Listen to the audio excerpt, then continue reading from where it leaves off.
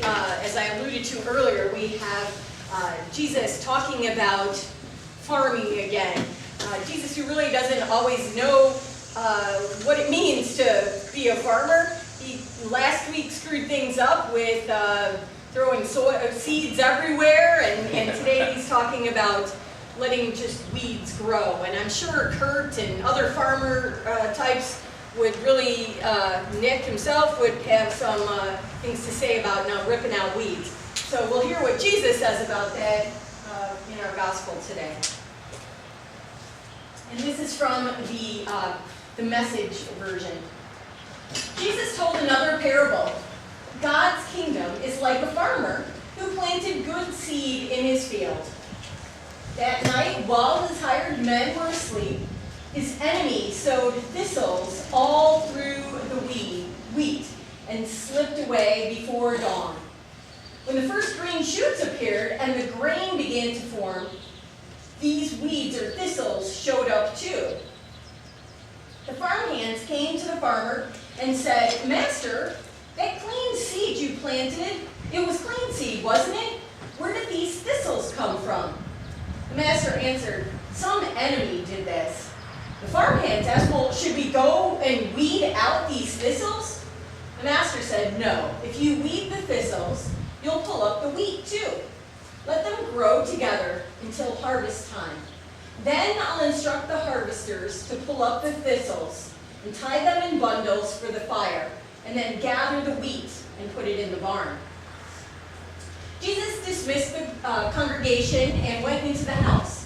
His disciples came and said, "Explain to us this story of the thistles in the field." So Jesus explained, "The farmer who sows the pure seed is the Son of Man. The field is the world. The pure seeds are the subjects of the kingdom. The thistles are the subjects of the devil. And the enemy who sows them is the devil. The harvest is the end of the age and the curtain of history. The harvest hands are the angels. The picture of thistles pulled up and burned is a scene from the final act. The Son of Man will send his angels, weed out the thistles from his kingdom, pitch them in the trash, and be done with them. They are going to complain to high heaven, of course, but nobody is going to listen. At the same time, ripe, holy lives will mature and adorn the kingdom of their Father." Are you listening to this? Really listening? So, what do we make of good and evil in the world?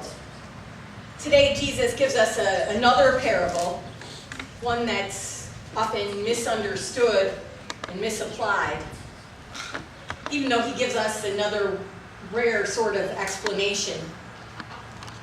Remember from last week, if you would, parables are stories that are cast alongside a truth in order to illustrate that truth. Jesus uses parables extensively in his teaching, and he hopes that people will gain wisdom and understanding, not just of the head, but of the heart, and really come to understand what God is all about, who God is, what God's kingdom is really about. And then remember, most parables have a twist, a feature of the story that is kind of bizarre or perplexing. And the twist is usually integral to what Jesus wants us to really know, the point he wants to bring home. And today's twist is like a smack in our face. It's right there up in our face. A twist that most humans and anyone who likes to garden who would have a little trouble with. Here's why. If you recall last week's parable of the parable of the sower, Jesus made a whole mess of that gardening project and that farmer just throwing seeds every which way. No right in his mind farmer or gardener would do that.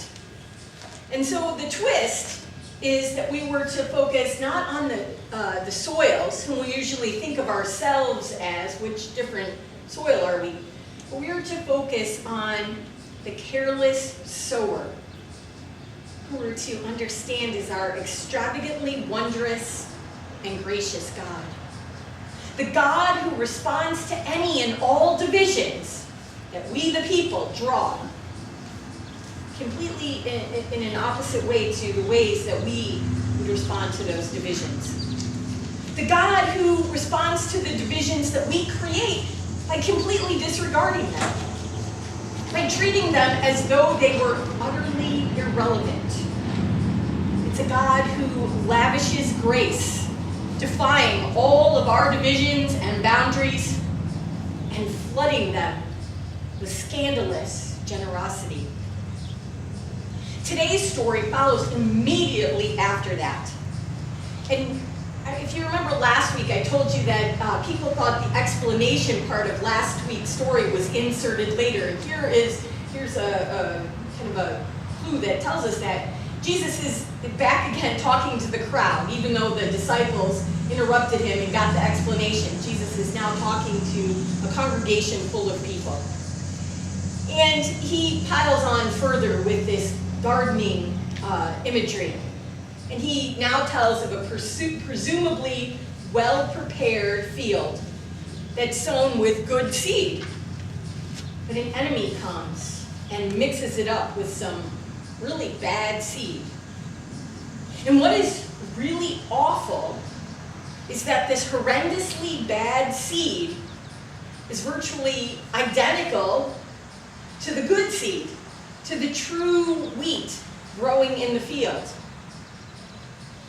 So here's where the twist comes right up at us. Jesus goes on to indicate that the wheat and the weeds are supposed to grow up together. They're supposed to mingle and grow up right next to each other. Good and bad growing up together. Both the wheat and the weeds, or the thistles in our text, are bound up in the same place. And apparently, to remove the one would also invariably destroy the other. Now, what does that mean? The disciples, again, don't really get it, and I don't know that I do entirely. But here are some thoughts I'd like to share with you. The disciples come and say something like, Boss, what do you mean good and evil are to coexist? We thought we were to blast the evil ones to kingdom come. But Jesus says to all who would listen that, well, we've all must have gone off into the weeds. That phrase, into the weeds, is a common way of signifying that we're in over our heads, in a rough spot. That we're overloaded and distracted and bogged down with too much. And so when we think about this parable of weeds and wheat growing up together, that might just symbolize our very lives. Our lives of good, maybe some bad mixed in, and some good events and some troubling things that happen to us throughout our lives. For sure, we all get lost in the weeds. And then we struggle to go ahead and figure out, well, what then is God saying to us? I thought we were supposed to repent and clean ourselves up and out and march right and get it right with God. What is God saying to us then in this parable? Because we are lost in the weeds in more ways than one. So I want you to think about first how in our culture, that in everything we experience, arts and entertainment and sports and politics, what does it do? It always gets separated into the good guys and the bad guys, right? Movie and TV, we always get a happy ending, usually. The bad guys are always ready to get what's coming. Justice prevails. But does that always happen in our lives as we know it? In the ways that we would want it? We're often shocked and dismayed and angry when we come up against evil in our own lives, or the corruption in politics and business and sports. We think it's a disgrace, that it's wrong. And we have all kinds of plans on how we are going to take these bad guys down. It's human nature, right? To want to take the bad seed down or kick it out. Some even think it's the role of the church to uproot the bad seed and condemn it to the fires of hell. One of the questions I started to ask myself in reading this parable and this text over and over is that I'm not sure that I believe that evil is a project that God has given us to get rid, as something to get rid of. And I think this is where Jesus' first twisty plot point comes in, that we get to play with today. The gist is that we often think our role is to get those guys, to put those bad guys away. I think Jesus' point to us today might be that we can't do much about it. That we are not called to be the judge for each other. We're to even let us grow up together, even within ourselves, good and bad. Sometimes the weeds, the thistle, seems dispensable. We should just rip it right on out. But he warns us that the removal destroys the good plants.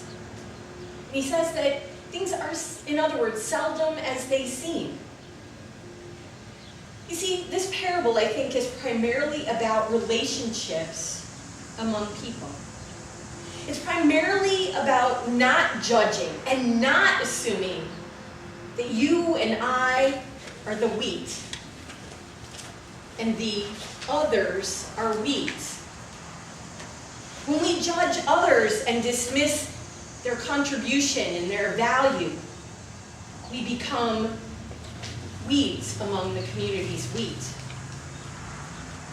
Now I know that's sometimes hard for us to think about, but here's another way, or hopefully frame for us to think about.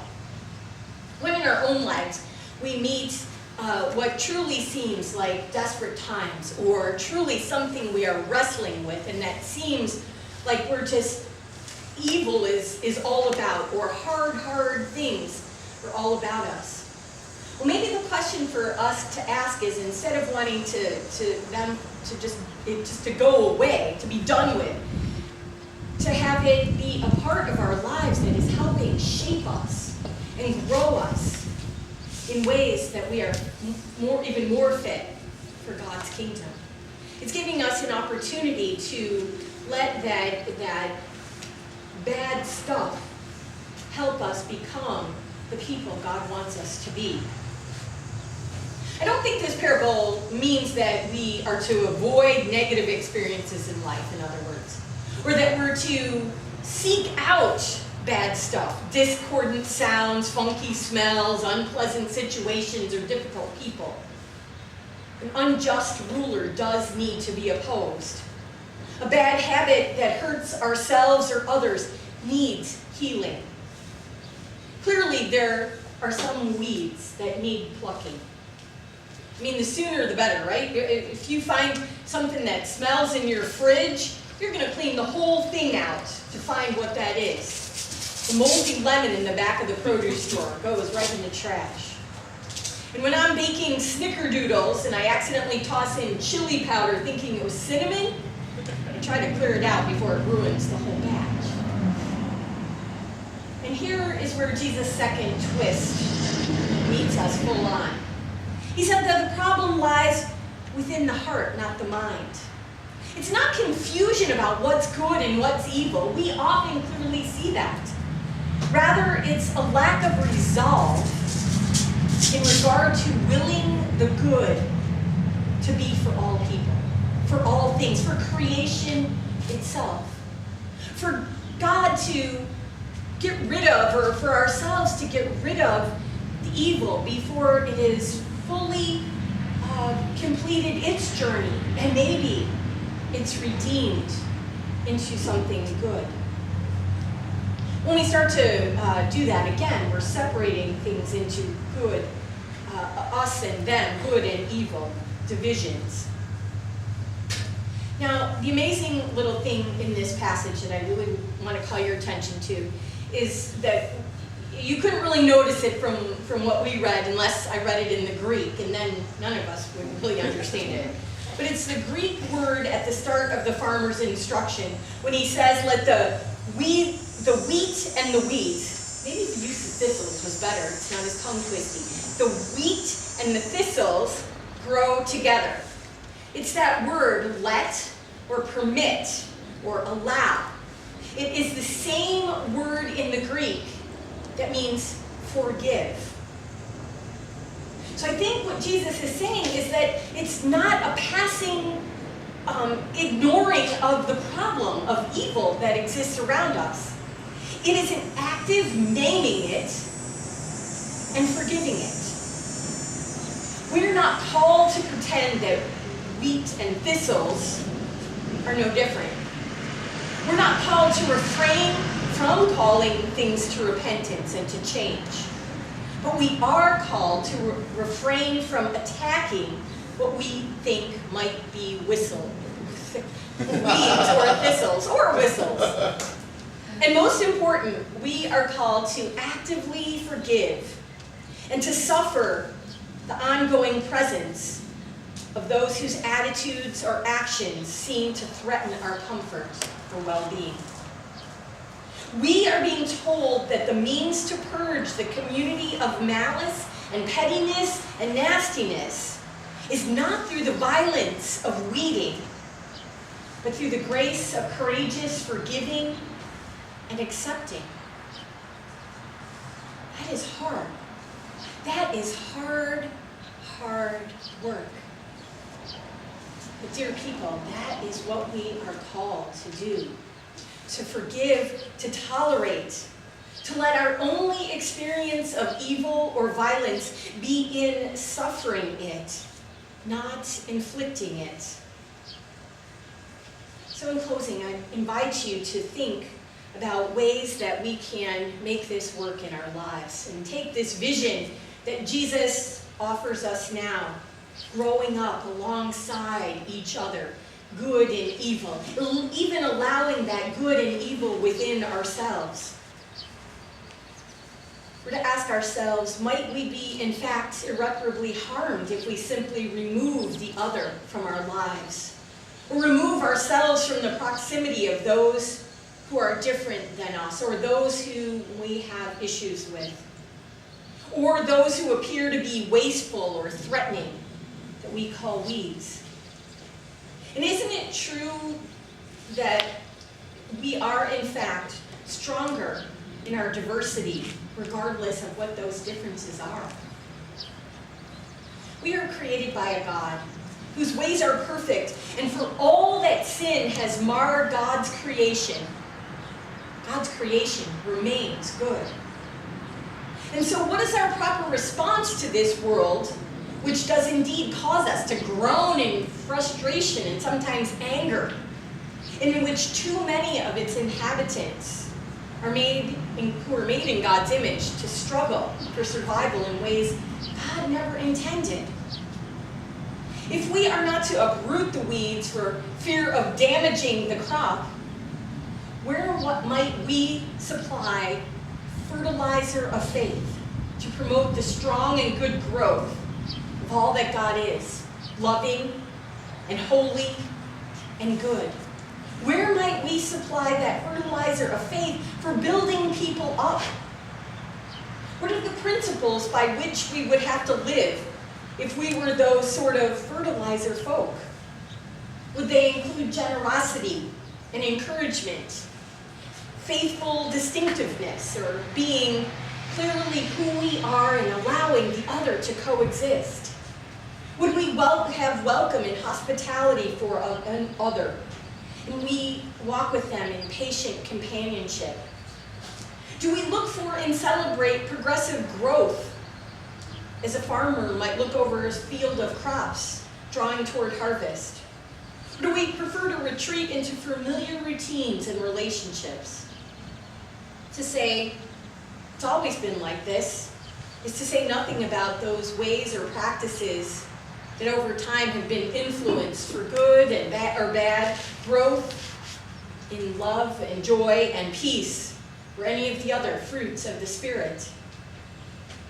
This passage nudges us to look in different ways at those around us and suggests that if we do, we may well see things that surprise us and will foster theirs and our own growth in life and faith. Just think on what our lives would look like if we operated in the ways as fertilizer for the growth of the good in all. It would be a deeply gospel-shaped experience if we could. And then we would be really living the resurrection life that we have received from God. Not a grave-tending life, but an adventurously expectant life, where we greet God with, "What's next, Papa?" Welcoming all, inviting all, loving all. Amen.